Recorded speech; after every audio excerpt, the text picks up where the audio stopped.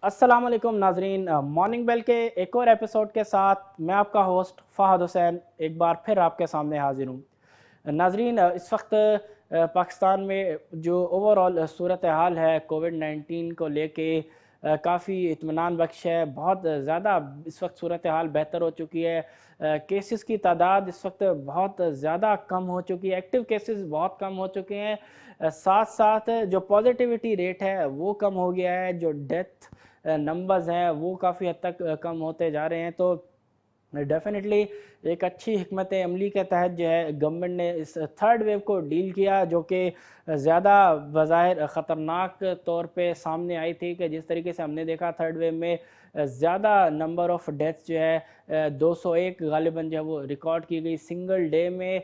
Spread जो है वो भी बहुत तेज़ी से था, लेकिन उसके बाद हमने देखा कि गवर्नमेंट ने एक ज़बरदस्त स्ट्रेटजी के तहत जो है वो इस सूरत हाल पे बहुत बेहतर तरीके से काबू पाया।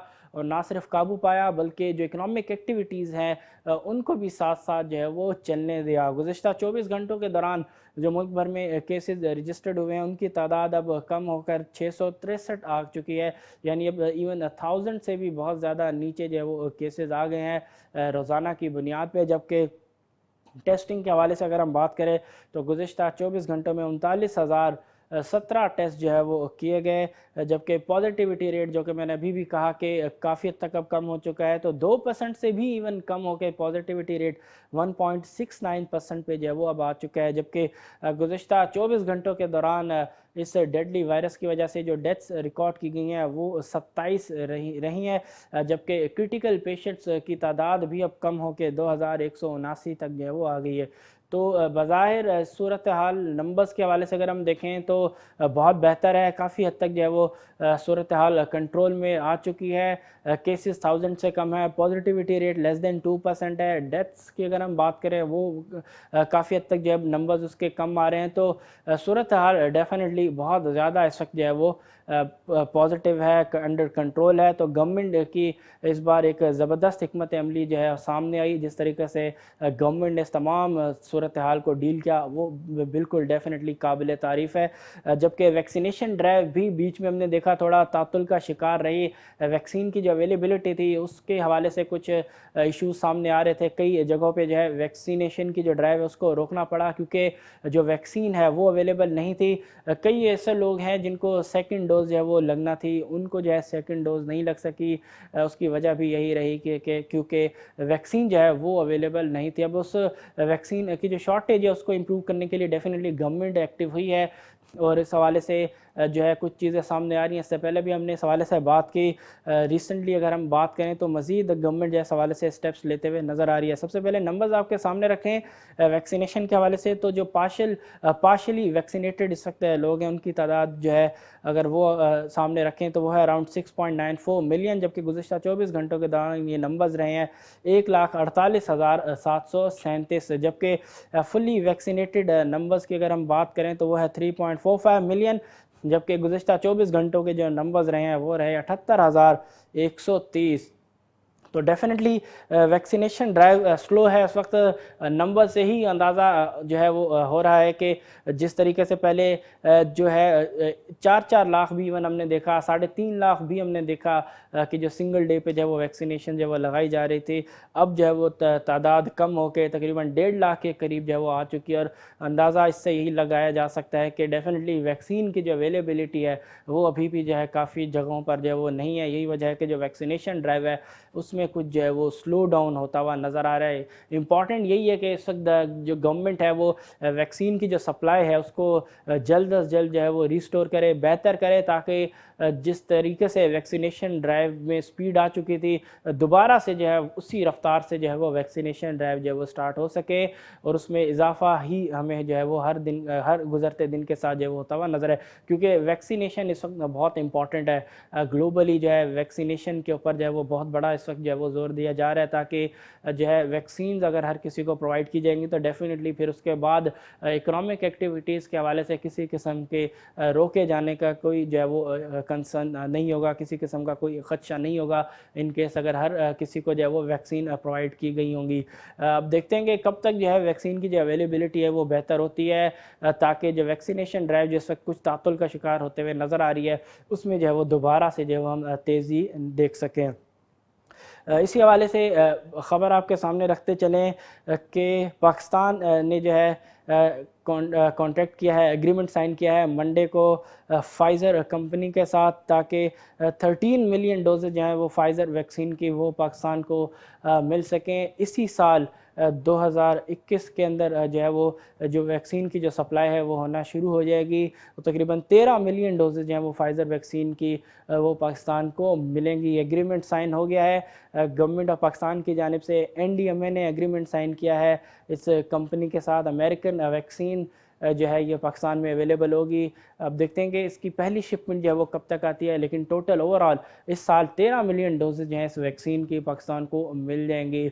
अब कुछ यही इस तरह के भी कंसर्न सामने आ रहे हैं कि वो लोग जिनको वापस बैरून मुल्क जाना है हॉलीडेज़ पे, डेफिनेटली काफ़ी लोग जो है पाकिस्तान वापस जो है वो आए हुए हैं। अब क्योंकि उनकी जो तातीलात हैं वो डेफिनेटली कई लोगों की ख़त्म हो रही होंगी, उनको वापस जो है बैरून मुल्क जाना होगा अपनी जॉब्स के हवाले से या और दीगर इश्यूज़ के हवाले से। अब मसला ये है कि जो वैक्सीन्स हैं, क्योंकि ग्लोबल ट्रैवल के लिए, इंटरनेशनल ट्रैवल के लिए कुछ वैक्सीन जो है वो फ़िलहाल एक्सेप्टेबल हैं कि जिसकी बेसिस पे जो है उनको जो है दीगर ममालिक में आने की परमिशन होगी। क्योंकि फ़िलहाल पाकिस्तान में अगर हम देखें तो ज़्यादातर जो है वो चाइनीज़ वैक्सीन जो है वो यूज़ हो रही है। फ़िलहाल उसकी जो है इंटरनेशनल एक्सेप्टेबिलिटी इतनी ज़्यादा नहीं है। यही वजह है कि लोगों की डिमांड है, ख़ास तौर पे उनकी जो कि बैरून मुल्क सफ़र के ख्वाहिशमंद हैं, उनको जो है वो वैक्सीन जो है वो प्रोवाइड की जाएँ जो कि एक्सेप्टेबल है इंटरनेशनल ममालिक में, इंटरनेशनल फ़्लाइट्स के हवाले से, ताकि वो अपना जो बैरूनी मुल्क के जो सफ़र है उसको जो है जल्द से जल्द जो वो कर सके। लेकिन अब तक देखते हैं कि कब तक जो है वो वैक्सीन की सप्लाई, इन वैक्सीन की जो सप्लाई है वो इम्प्रूव होती है। यही वजह है कि बज़ाहिर तो 13 मिलियन डोजेज़ हैं फाइज़र वैक्सीन की, वो गवर्नमेंट ने एग्रीमेंट साइन किया है NDMA ने, ताकि इसी साल जो है 13 मिलियन डोजेज जो है वो पाकिस्तान को मिल जाए। इससे पहले हमने देखा एस्ट्राज़ेनेका वैक्सीन जो है वो भी पाकिस्तान को जो है वो मौसूल हुई थी, और वो भी मेनली उन लोगों को जो है वो दी जा रही थी या तो जिनकी एज ज़्यादा थी, 40+ थे, या जिनको बैरून मुल्क जो है वो सफ़र करना था, उनको जो है वो वैक्सीन प्रोवाइड की जा रही थी। अब देखते हैं कि इस तरह जो ऐसी वैक्सीन जिनकी एक्सेप्टेबिलिटी वो बेहतर है इंटरनेशनली, उनकी अवेलेबिलिटी कितनी जल्द मुमकिन हो पाती है, ताकि लोग जो हैं अपने जो बैरून मुल्क का जो सफ़र है उसको जो है जल्द अज जल्द वो कर सके। इम्पॉर्टेंट ख़बर, मुस्बत ख़बर है पाकिस्तान की इकॉनमी के लिए, पाकिस्तान के लिए कि 1.5 बिलियन डॉलर US डॉलर की जो ऑयल फैसिलिटी है डेफर्ड पेमेंट पे सऊदी अरेबिया की जानिब से, उसको जो है वो दिया गया है, उस पर एग्रीमेंट साइन हो गया है। कल इस हवाले से प्रेस ब्रीफिंग की गई। जो मिनिस्टर हैं, फेडरल मिनिस्टर हैं हम्माद अज़हर, एनर्जी के मिनिस्टर हैं, उन्होंने इस हवाले से जो है वो प्रेस में जो है बात करते हुए, ब्रीफ करते हुए बताया कि 1.5 अरब US डॉलर्स का जो ये डेफर्ड ऑयल पेमेंट फैसिलिटी है सऊदी अरेबिया की जानिब से वो दी गई है। कंफर्म किया इस चीज़ को। मज़ीद डिटेल इस हवाले से जो है वो फ़िलहाल उन्होंने शेयर नहीं की। साथ साथ ये भी जो है इस हवाले से रीज़न नहीं दिया गया कि जो लास्ट जो इस हवाले से एग्रीमेंट था सऊदी अरेबिया की जानिब के, सऊदी अरेबिया के साथ जो कि था तकरीबन 3 बिलियन US डॉलर तक का डेफर्ड ऑयल पेमेंट की ऑयल फैसिलिटी का, जो कि किस बायलैटरल ताल्लुकात में कुछ इश्यूज़ आए जिसकी वजह से वो जो था उसको हम ज़्यादा बेनिफिट उसका नहीं ले सके, उस पर कुछ तात्तुल आया। अब जो एग्रीमेंट दोबारा हुआ है वो 3 अरब US डॉलर से कम होकर 1.5 अरब US डॉलर, यानी हाफ अमाउंट जो है वो सिर्फ रह गया है। तो इस हवाले से किसी किस्म का जो है वो रीज़न सामने नहीं आया, कोई वजाहत नहीं दी गई हम्माद अज़हर की जानिब से कि क्यों जो अमाउंट है वो इतना रिड्यूस हो गया है इस ऑयल फैसिलिटी के हवाले से। लेकिन फ़िलहाल पॉजिटिव है, डेफिनेटली पाकिस्तान को इस वक्त ज़रूरत थी, क्योंकि हम देख रहे हैं ऑलरेडी जो इंपोर्ट बिल है वो एक्सपेंड होता हुआ नज़र आ रहा है, ट्रेड डेफिसिट एक्सपेंड होता हुआ नज़र आ रहा है। मेनली इस बार कमोडिटीज़ के हवाले से अगर हम देखें तो इस वक्त नेट इम्पोर्टर हैं हम लोग कमोडिटीज़ के, बहुत ज़्यादा जो है हमारा इंपोर्ट बिल कमोडिटीज़ की जो इंपोर्ट है फूड आइटम्स ख़ास तौर पे अगर मैं बात करूं उसमें बहुत ज़्यादा जो है वो जंप हमें नज़र आ रहा है। साथ साथ ऑयल की प्राइसेस इंटरनेशनल मार्केट में बहुत तेज़ी से जो है वो ऊपर आ चुकी हैं। अभी भी जो ऑयल की प्राइसेस है बहुत ज़्यादा बुलिश मोमेंटम जो है वो शो कर रही है। यही वजह है कि जो इंपोर्ट बिल है ओवरऑल वो बहुत तेज़ी से एक्सपेंड होता हुआ नज़र आ रहा है। तो ऐसे सूरत हाल में जब रिसेंटली हमने देखा कि जो डेट रीपेमेंट्स थी वो भी सस्पेंड हुई इस साल तक के लिए, अब यहाँ पे $1.5 अरब तक की जो डेफर्ड पेमेंट के ऊपर ऑयल फैसिलिटी मिल रही है, तो डेफिनेटली इससे बहुत ज़्यादा सपोर्ट मिलेगी गवर्नमेंट को और मैक्रोज भी जो है वो कुछ हद तक बेहतर रहेंगे, क्योंकि अगर इसी तरीके से इंपोर्ट बिल बढ़ता रहता तो डेफिनेटली रिजर्व्स के ऊपर जो है वो कुछ प्रेशर जो है वो हम देख सकते थे। ऑलरेडी ट्रेड डेफिसिट जो है वो बहुत तेज़ी से एक्सपेंड होता हुआ नज़र आ रहा है,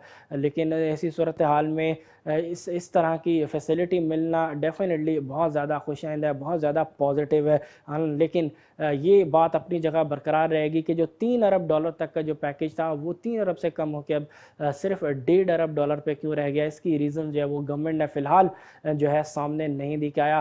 पाकिस्तान की ही जानिब से $1.5 अरब तक की जो है वो फैसिलिटी डिमांड की गई या वहाँ से जो है इस हवाले से रिडक्शन सामने आई। फ़िलहाल इस हवाले से किसी किस्म की जो है कोई तफसीलात, कोई रीजनिंग जो है वो शेयर नहीं की गई गवर्नमेंट ऑफ पाकिस्तान की जानिब से।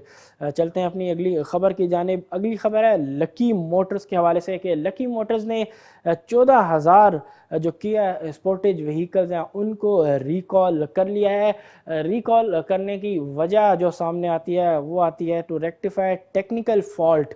कुछ टेक्निकल फॉल्ट थे जिसकी वजह से जो है 14,000 जो किया स्पोर्टेज व्हीकल है उसको जो है वो रिकॉल किया गया है लकी मोटर्स की जानिब से, ताकि वो जो टेक्निकल फॉल्ट है उसको रिमूव किया जा सके। याद दहानी के लिए ये बताते चलें कि कुछ ऐसे इंसिडेंट सामने आए थे किया स्पोर्टेज व्हीकल को लेके कि जिसके बाद डेफिनेटली जो है ये बना है कि जो कंपनी है उसने 14,000 व्हीकल्स जो है वो रिकॉल कर लिए हैं। कुछ गाड़ी में आग लगने के इस तरह के जो है वो इश्यूज सामने आए थे। कराची में एक इंसिडेंट रिपोर्ट हुआ था इस हवाले से, साथ साथ पंजाब के एक शहर में इस हवाले से जो है वो इंसिडेंट रिपोर्ट हुआ था। ओवरऑल तकरीबन 20,000 से ज़ायद जो है किया स्पोर्टेज की जो व्हीकल्स है वो ऑलरेडी फ़रोख्त हो चुकी हैं।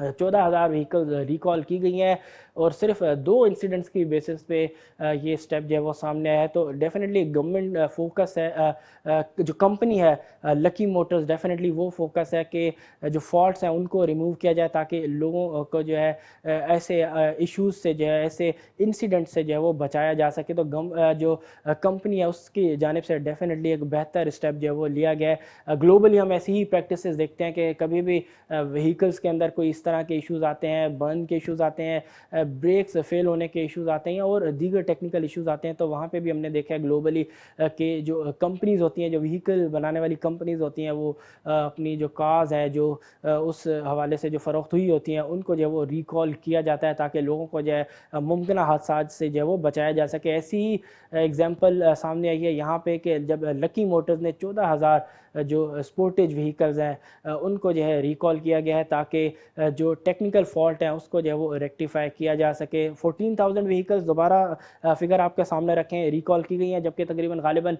20,000 से ज़ायद जो है वो व्हीकल्स ऑलरेडी जो है वो फ़रोख्त हुई हैं। गुज़िश्ता 1.5 साल के अंदर 2 इंसिडेंट्स रिपोर्ट हुए हैं इस हवाले से, आग लगने के हवाले से, एक जो है कराची, दूसरा पंजाब के किसी शहर में। तो इन 2 इंसिडेंट को बेस बनाते हुए लकी मोटर की जानिब से जो है ये इक़दाम सामने आया है। तो एक अच्छे इक़दाम कंपनी के हवाले से हम कह सकते हैं कि जो कस्टमर्स हैं उनकी सेफ्टी को जो है प्रायोरिटी के ऊपर जो है वो रखा गया है कंपनी की जानिब से। रुपी के हवाले से ख़बर आपके सामने रखें कि रुपी जो है वो डीवैल्यू जो है अब होना शुरू हो चुका है। 3.5 मंथ के लो पर जो है वो रुपी आ चुका है अगेंस्ट US डॉलर। जो उसकी जो रीज़न सामने आ रही हैं वो यही है कि जो इंपोर्ट बिल है उसमें बहुत तेज़ी से जो वो इजाफा होते हुए नज़र आ रहा है। उसमें अभी भी हमने बात की कि ऑयल की बढ़ती प्राइसेस जो है डेफिनेटली एक रोल प्ले करती हुई नज़र आ रही हैं। साथ साथ जो फूड आइटम्स में जो हम बहुत तेज़ी से इंपोर्ट कर रहे हैं, उसकी वजह से भी डेफिनेटली जो है इंपोर्ट बिल जो है वो बढ़ता हुआ नज़र आ रहा है। डेफिनेटली इसी वजह से जो इंपोर्ट्स के ऊपर जो पेमेंट्स है उसकी वजह से भी जो है वो रुपी अंडर प्रेशर आ रहा है। साथ साथ रिसेंटली जो अब IMF के साथ ताल्लुकात को लेके जो कुछ इश्यूज सामने आ रहे हैं, जो एक डेडलॉक बरकरार नज़र आ रहा है नेगोशिएशंस को लेके, डेफिनेटली उसका भी इम्पेक्ट जो है वो रुपये की डेवैल्यूएशन पे हमें नज़र आ रहा है। क्योंकि खदशात यही है कि जो रिव्यू था, 6 रिव्यू था, वो डिले होगा। साथ साथ जो पेमेंट थी, जो ट्रांच मिलनी थी IMF से, वो भी कुछ डिले हो सकती है। यही वजह है कि ख़ास तौर पे कल जो है हमने देखा कि जो रुपी है अगेंस्ट US डॉलर हमें काफ़ी अंडर प्रेशर नज़र आया। इंटर बैंक में कल रुपये की अगर हम बात करें तो तकरीबन 62 पैसे की कमी रिकॉर्ड की गई, और इस 62 पैसे की कमी के बाद 157 रुपये 51 पैसे पे जो है वो रुपये जो है वो क्लोज़ हुआ कल इंटर बैंक में। तो डेफिनेटली रुपये इस वक्त अंडर प्रेशर है। अब देखते हैं कि किस तरीके से आया जो जो डिक्लाइनिंग ट्रेंड है दोबारा इसका रुपये का, कि जिस तरीके से डेप्रिसिएशन नज़र आ रही है दोबारा अगेंस्ट US डॉलर, ये अब दोबारा जो है एक कंटिन्यूशन के ऊपर जो है हम आइंदा आने वाले दिनों में भी देख सकते हैं, या यहीं कहीं जो है रुपये दोबारा स्टेबल जो है वो होने की कोशिश करेगा। लेकिन फ़िलहाल डेफिनेटली जो है बज़ाहिर नज़र आ रहा है कि रुपये जो है वो अंडर प्रेशर है अगेंस्ट US डॉलर। अगली खबर मुस्बत खबर है वर्ल्ड इकोनॉमी के हवाले से, कि जो ग्लोबल जो वर्ल्ड इकोनॉमी है वो जो प्री पेंडेमिक लेवल थे उनके ऊपर जो है वो आ चुकी है, ऐसा कहना था इंटरनेशनल जो एक सर्वे हुआ है IHS मार्केट की जानिब से, उसमें ये चीज़ सामने आई है। उस सर्वे में ये चीज़ सामने आई है कि जो ग्लोबल जो वर्ल्ड इकोनॉमी है वो दोबारा अपने प्री पेंडेमिक लेवल पे जो है वो आ चुकी है। और नज़र आ रहा है सूरत हाल को लेके कि जिस तरीके से पूरी इस पेंडेमिक की सूरत हाल को ग्लोबली ख़ास तौर पे जो डेवलप्ड कंट्रीज़ हैं वहाँ पे जिस तरीके से डील किया जा रहा है, जिस तरीके से वैक्सीनेशन ड्राइव के ऊपर बहुत ज़्यादा फोकस है, साथ साथ कई ममालिक में ऑलरेडी इकॉनमीज़ हैं वो ओपन अप हो चुकी हैं, जो एक्टिविटीज़ है वो अपने फुल पेस पे जारी है। साथ साथ सपोर्ट बड़ी भरपूर नज़र आ रही है, ना सिर्फ फिस्कल बल्कि मॉनिटरी फ्रंट पे भी जो है वो बहुत ज़्यादा सपोर्ट नज़र आ रही है वर्ल्ड इकोनॉमीज़ में, ताकि जो इकोनॉमिक एक्टिविटीज़ जो कि डेंटेड हुई थी, जिनसे बड़ा एक नेगेटिव हिट पड़ी थी इस पेंडेमिक की वजह से, उससे जो इकोनॉमीज़ है वो बाहर आ सके।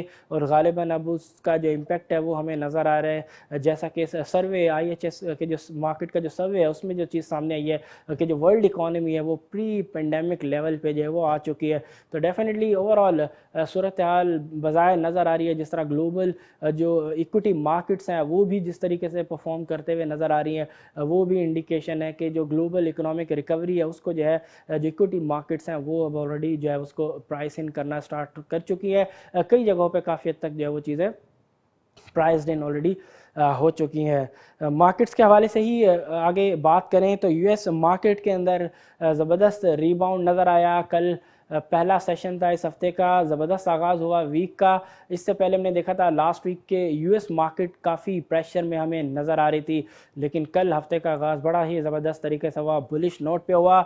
डाउ जोन्स 586 पॉइंट के इजाफे के साथ 33,876 की सतह पे अख्ताम पजीर हुआ, लेकिन स्टिल अभी भी 34,000 की जो नफसियाती हद है उससे मार्केट नीचे है। वहीं अगर नेस्डेक की बात करें तो नेस्डेक 111 पॉइंट के इजाफे के साथ 14,141 की सतह पे इख्तिताम पजीर हुआ। जबकि एशियन मार्केट्स आज जितनी भी ओपन हुई हैं तकरीबन तमाम ही एशियन मार्केट्स इस वक्त ग्रीन जोन में ट्रेड होते हुए नज़र आ रही हैं। ख़ास तौर पे जापान की मार्केट की बात करें जो कि गुज़िश्ता दिन जो है मैसिव प्रेशर में नज़र आई थी, तकरीबन ग़ालिबन कोई 900 से ज़ायद पॉइंट की जो है वो हमने कमी देखी।